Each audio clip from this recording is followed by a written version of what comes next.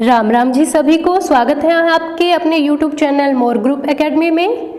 लेकर आए हैं आपके लिए मोस्ट इम्पोर्टेंट 5000 क्वेश्चनों की सीरीज जो आपके लिए बहुत ही हेल्पफुल होने वाली हैं। इन वीडियोस के जरिए आप अपना टेस्ट लगाकर देख सकते हैं और जान सकते हैं आपकी अपने एग्जाम के लिए कितनी तैयारी हो चुकी है। तो शुरू करते हैं आज की हमारी वीडियो का फर्स्ट क्वेश्चन है, प्रशिक्षण भार को कुछ समय या काल में दिया जाता है, कौन सी विधि कहलाती है? तो इसका सही आंसर है, ये कहलाती है अंतराल विधि। नेक्स्ट क्वेश्चन, प्रशिक्षण भार को सभी प्रदर्शन कारकों के लिए बढ़ाना चाहिए जिससे कि उन सब गामक क्षमताओं का विकास पूर्ण रूप से हो सके, ये कौन सी विधि है? तो इसका सही आंसर ये विधि है अंतराल विधि।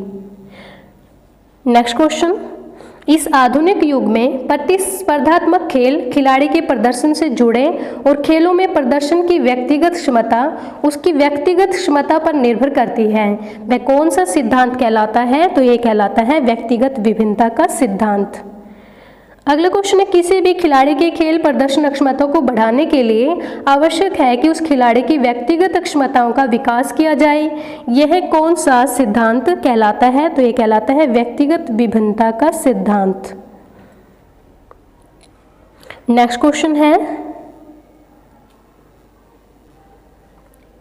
रक्त को लाल रंग प्रदान करने वाले हीमोग्लोबिन के निर्माण में निम्न सर्वाधिक सहायता करता है, तो ये कौन करता है? करता है लोहा। नेक्स्ट क्वेश्चन है, थायरोक्सिन नामक हार्मोन का निर्माण निम्न में से कौन करता है? तो ये आयोडीन करता है। नेक्स्ट क्वेश्चन है, विभिन्न पाचक एंजाइमों के निर्माण में निम्न महत्वपूर्ण कार्य करता है, तो ये करता है खनिज लवण। पाचक एंजाइमों के निर्माण में खनिज लवण महत्वपूर्ण कार्य करता है। नेक्स्ट क्वेश्चन है, दांतों रस्सियों के निर्माण में निम्न महत्वपूर्ण भूमिका निभाता है, तो ये कौन निभाता है? कैल्शियम और फास्फोरस दांतों रस्सियों के निर्माण में। नेक्स्ट क्वेश्चन है, रिकेटस नामक रोग निम्न में से किसकी कमी से हो जाता है? तो ये होता है कैल्शियम की कमी से। नेक्स्ट क्वेश्चन, कैल्शियम प्राप्ति का सबसे प्रमुख स्रोत निम्न है, तो ये कौन है? दूध। कैल्शियम सबसे ज़्यादा दूध से प्राप्त होती है। नेक्स्ट क्वेश्चन है, कैल्शियम का कितना प्रतिशत भाग दांतों रस्सियों में पाया जाता है? तो ये पाया जाता है 18%। नेक्स्ट क्वेश्चन है, रक्त को शीघ्र जमाने में सर्वाधिक सहायक है, तो इसका सही आंसर है कैल्शियम रक्त को जमाने में सहायता करता है। अगला क्वेश्चन है, रूस ने प्रथम बार किस ओलंपिक में भाग लिया? तो इसका सही आंसर ये लिया 1952 में, हेलसिंकी में रूस ने प्रथम बार ओलंपिक में 1952 में भाग लिया। नेक्स्ट क्वेश्चन है, एशियाई महाद्वीप में आयोजित प्रथम ओलंपिक खेल हैं, तो ये हैं 1964 टोक्यो। नेक्स्ट क्वेश्चन है, अमेरिका ने किस ओलंपिक का बहिष्कार किया और भाग नहीं लिया? तो ये है 1980 के Moscow Olympic game. Next question, रूस ने किस ओलंपिक का बहिष्कार किया व भाग नहीं लिया? तो ये थे 1984 के लॉस एंजल्स के गेम। नेक्स्ट क्वेश्चन, सभी अफ्रीकी देशों ने किस ओलंपिक का बहिष्कार किया और भाग नहीं लिया? तो ये थे 1976 के मॉन्ट्रियल वाले गेम। अफ्रीकी देशों में इसमें भाग नहीं लिया।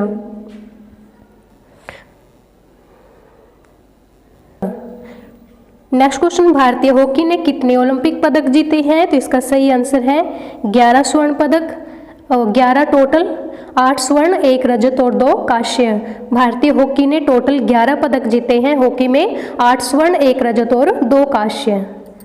नेक्स्ट क्वेश्चन, 1928 से 1956 तक किस देश ने 6 बार ओलंपिक हॉकी स्वर्ण जीते हैं? तो इसका सही आंसर ये है भारत।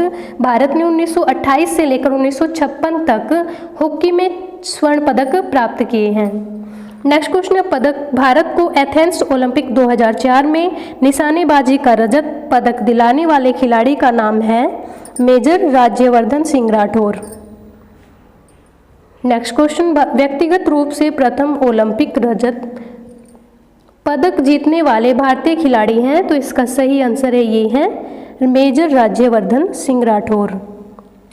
व्यक्तिगत रूप से ओलंपिक रजत पदक जीतने वाले खिलाड़ी का नाम है major Rajyavardhan Rathore. Next question है, 1952 के हेलसिंकी ओलंपिक में भारत को कांस्य पदक दिलाने वाले श्री केडी जाधव किस खेल से संबंधित हैं? तो ये है कुश्ती से। नेक्स्ट क्वेश्चन है, प्रत्यक्षण को स्पर्शतः एक सक्रिय प्रक्रिया निम्न में से किस विद्वान ने माना? तो ये माना है रूक ने। अंगमर्दन की पेट्रिसाज विधि में क्या होता है? तो इसका सही आंसर है ये है त्वचा को गूंथना। नेक्स्ट क्वेश्चन है एफ्लूरेज अंगमर्दन विधि क्या है? तो इसका सही आंसर है ये है त्वचा को सहलाना।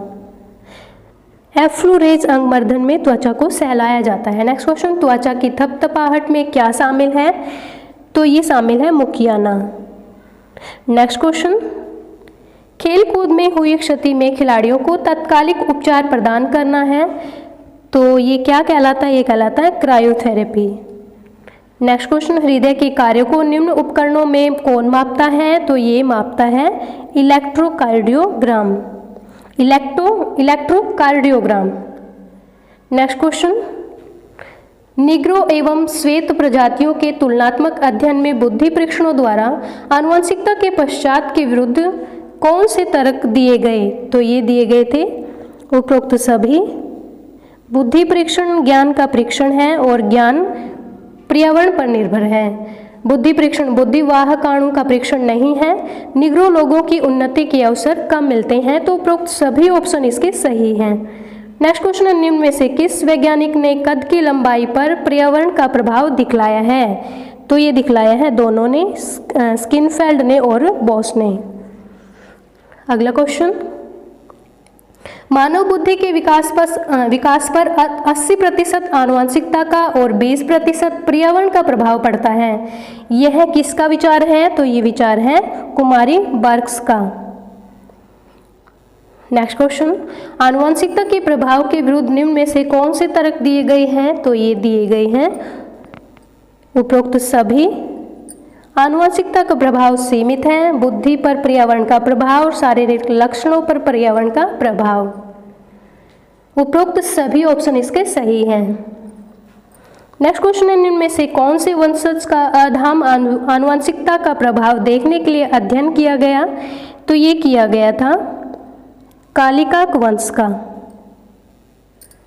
नेक्स्ट क्वेश्चन निम्न में से कौन से वंश का अध्ययन उत्तम आनुवंशिकता के प्रभाव देखने के लिए किया गया था? तो ये किया गया था एडवर्ड्स वंश पर। नेक्स्ट क्वेश्चन निम्न में से किन परिवारों के अध्ययन आनुवंशिकता का प्रभाव जानने के लिए किए गए हैं? तो इसका सही आंसर उपरोक्त सभी, कालिकाक वंश, जुक्स वंश और एडवर्ड्स वंश। नेक्स्ट क्वेश्चन है आनुवंशिकता के बुद्धि पर प्रभाव का प्रजातीय अध्ययन निम्न में से किसने किया है? तो इसका सही आंसर है ये है दोनों, यर्क्स और क्लाइनबर्ग। आनुवंशिकता के बुद्धि पर प्रभाव का प्रजातीय अध्ययन यर्क्स और क्लाइनबर्ग ने किया था। नेक्स्ट क्वेश्चन है निम्न में से कौन सीखने का एक नियम है? तो इसका सही आंसर है ये उपरोक्त सभी। तत्परता का नियम, अभ्यास का नियम और प्रभाव का नियम सभी सीखने के नियम के अंतर्गत आते हैं। नेक्स्ट क्वेश्चन है मानसिक विकास के अंतर्गत शामिल हैं, तो ये शामिल है विवेचन और चिंतन। अगला क्वेश्चन करते हैं निम्न विधियों में किसके द्वारा संवेगात्मक ऊर्जा को वांछनीय माध्यम प्रदान किए जाते हैं? तो ये किए जाते हैं विरेचन। आज के लिए इतना ही, मिलते हैं नेक्स्ट वीडियो में। तब तक के लिए सभी को मेरा प्यार भरा राम राम।